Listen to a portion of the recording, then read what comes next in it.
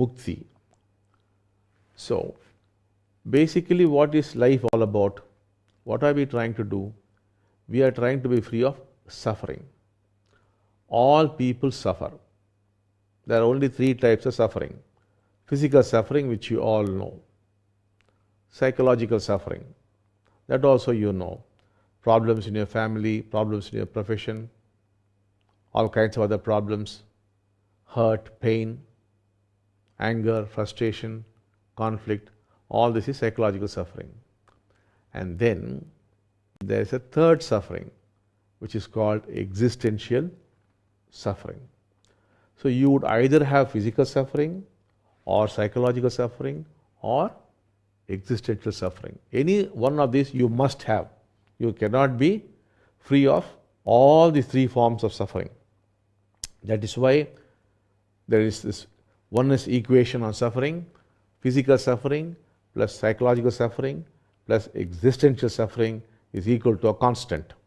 If one comes down, the other will go up. If somebody is saying, I have no suffering at all, then he is either awakened, or he is lying, or he is a fool. Because you cannot violate the Buddha's noble teaching. All existence is suffering. The Four Noble Truths, the first truth, all existence is suffering. So you have to be awakened, otherwise there is suffering. Either one of these forms of suffering, physical or psychological or existential. Take the Buddha for example. He was a prince, he had all that you could imagine, everything he had. A wonderful wife, a great father, everything.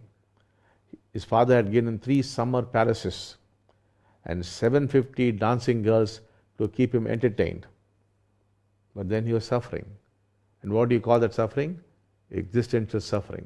It was so severe because he had no physical suffering, he had no psychological suffering. He gave up his wife, he gave up his kingdom, rode off in the night on his horse, and then cut off his hair and became a monk till he became awakened. So, Mukthi is all about ending this suffering. And what is this suffering? Existence is suffering. That is, if you exist, then you suffer.